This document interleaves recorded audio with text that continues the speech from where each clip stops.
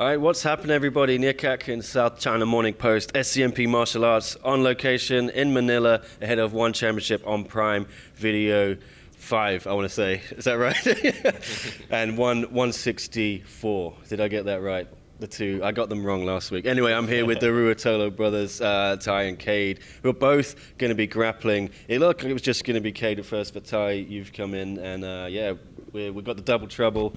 I'm in the middle, so I don't know where to start. I guess we'll go for the title fight first. That is the bigger fight story to, yeah. No worries. Kade's been on a roll. Yeah, he's been on a roll. Have his moment. Yeah. So you're back pretty soon. Yeah, it wasn't too long ago we saw you winning that belt, but here's the defense. Yeah, how are you feeling? Yeah, exactly. It wasn't too long ago. I'm feeling great.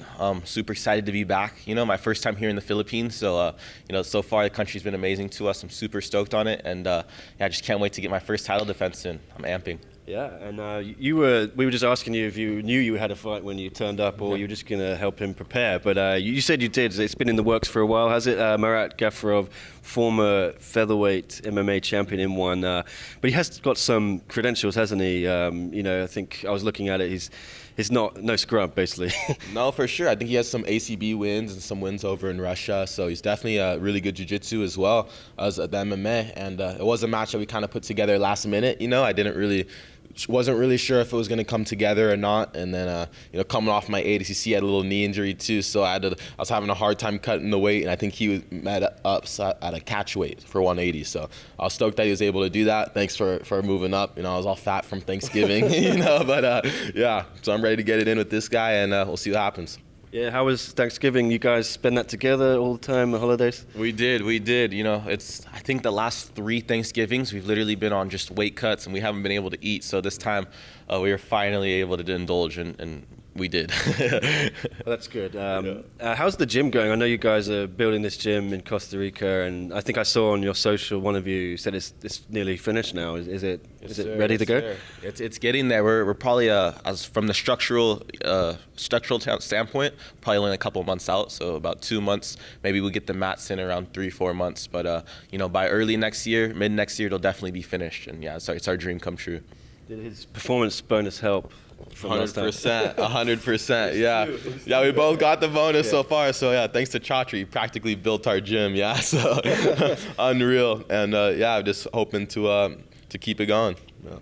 Who do you ask for advice in a situation like that, building a gym? I know, I've been out in Bangtao, and your old mentor Josh Hinger has been helping those guys set up that gym. Was he someone you leaned on for a bit of advice in that regard? Yeah, Josh is a legend. You know, he's got a lot of advice for us in all aspects of jiu-jitsu, you know. And for the gym, we've kind of been doing it a lot on our own. We're just trying to figure it out, and it's not something that, you know, we've done before. Obviously, it's all been new to us, the whole process. So we're just kind of trying to enjoy it, trying to get over to Costa Rica and be there for as much of the process as possible. It's kind of hard to build it when you're not there. So, you know, we got a lot going on, training, competing, and yeah, so hopefully we don't mess it up, yeah. But yeah, it's coming along. Luckily, the architect that we have, he's a friend of ours too, so it's pretty easy to bounce ideas off him, and, you know, kind of we've changed our mind last minute on a couple of things, you know, so he's been working with us. It's been really cool.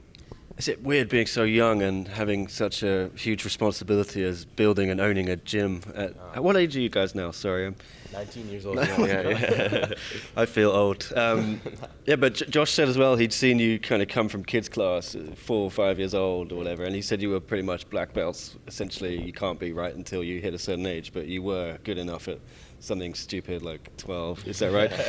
Yeah, I mean, Kade and I think we were kind of like the first young kids in jiu-jitsu to have experience from high-level gyms ever since we were like 3 years old, right? Because it's hard to kind of grow up in a high-level gym from a very young age like that. And when we were 3 years old, we were training with some of the best guys in the world, you know, from 3 till now. So we've been super blessed to have the most perfect kind of like, I don't know, upbringing, right, for jiu-jitsu. And, you know, my dad has a big part to do with that. And yeah, we've been super, super blessed. Is it difficult to, this sounds weird, but to take your opponents too seriously? Because you seem to just cut through them with ease. And do you ever have any doubt in your mind that this isn't going to go your way? I know you had a little bit of trouble right at the beginning of the last fight. You know, he took you down with the sweep, but you know, you pretty quickly adjusted. But are you just so confident, or how do you deal with not being overconfident? I think that's what I'm trying to say. Right. You know, for me, it's pretty easy not to stay overconfident. You know, like I'm always, you know, I have my confidence. You know, I always believe in my capabilities, my skills. However, though, I'm always respecting my opponent because, you know, at the end of the day, it's a match and anything can happen. You know, I've seen some of the craziest upsets happen live. You know, so I don't want to be that guy, right? You know, so I always want to, you know, make sure I'm staying sharp, not making too big of errors, and just try to stay present in the moment. We know that season 2 of The Apprentice is coming up, and we saw that there's going to be a champion as one of the contestants. Is it going to be this guy? Can you give us a little secret? Or? I mean, I haven't heard anything. Yeah, if it is, good luck. Yeah, I doubt it, though. Yeah, we'll see. We'll see. Get $250,000 to work as Chatri's. That would not hurt. I'll tell you that much. You know, anything on the physical, active side, I think I can adapt. But the business side, I might need a little bit more learning to do. For sure. Yeah. What about you? Would you also like to get your hands on one of these gigantic belts that your brother has? And how do we go about that? Because, you know, do you sort of have to find a different division, I guess, to...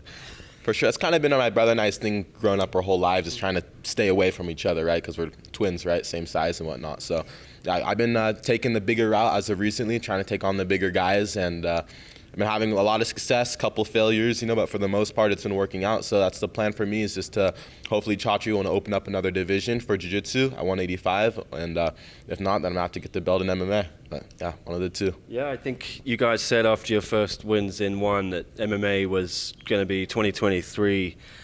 Is that still the plan? And are you serious about it? Guaranteed, yeah. It's something that's, you know, huge in my heart, you know, like my heart really wants to do it. You know, if it was up to me, I'd be there next month going for it, you know, but I got my team, my coaches, everyone kind of, you know, telling me to chill out and make sure, you know, acquire every tool that I need, so I don't just have to go in there, rely on my jiu-jitsu, you know. But yeah, 1000%, you know, the goal is, you know, early, mid next year, we'll get it going for sure. Yeah, Gary Tonin might be a good rematch, right? How about that? Gary Tonin, Shinya rematch. That would be cool. Fight your first two opponents. That would be lovely. I'd love to get a rematch with Gary for sure. Yeah, and I think that'd be historic as well if you can get that title yourself first, and I think you'd be the first twins in one. Please correct me if I'm wrong, anyone. But I know we have had brothers and sisters with the Lees. But how cool would that be? Both of you having a belt. No, that'd be unreal. You know, I can't let kid have all the fun, yeah. So yeah, that'd be really fun. Yeah. All right. Well, yeah, I want to get some predictions how it's going to go on Saturday. We're going to start with the champ. What are you going to do when you get into that circle? I reckon he's going to pull guard, you know, pretty quick and just kind of, you know, wait for whatever I throw at him. You know, I'm just going to do the same thing I do every time, just try to keep it solid, fast-paced, and I'm looking for a darce this one, so I'm really going to try and darce him. Okay. And looking for another 50K? Yes, sir. Yes, sir. Exactly. You know it. Early Christmas present. All That'd right. be great. And what about you? I'm imagining also a bonus is on your mind.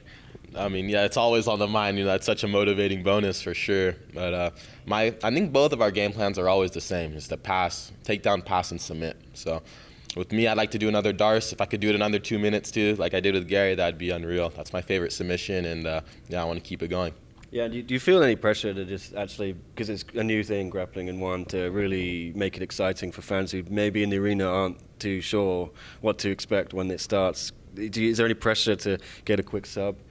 I feel like that's the most pressure I feel like when I step out on here is, you know, because it's a lot of the time jiu-jitsu, it takes two to really make an exciting match, you know, and, you know, if someone's just kind of sitting there, just kind of waiting and you know, just being, you know, kind of safe, I guess, you know, it could be very difficult to keep it exciting for the fans that don't really understand what's going on. So, yeah, I would say that's probably the most pressure I feel, is just trying to keep it exciting. So, you know, as long as my opponent brings it at me, he knows I'm going to bring it to him. So, yeah. All right. Won't keep you any longer, guys. Tye and Kade Ruotolo, very nice gentlemen here. Can't believe they're 19 years old. I feel really old right now. But yeah, cheers. Good luck, guys. And yeah, hopefully see you after. Yeah, cheers. Thank you. Cheers. Beautiful. Sick. Nicely done, guys. All right, the best interviewer I've ever met in my life. Easy. No, super easy. Line of questions, everyone's got the right? Isn't that crazy? Professional. For real. Seems like you've done this before or something. A little bit.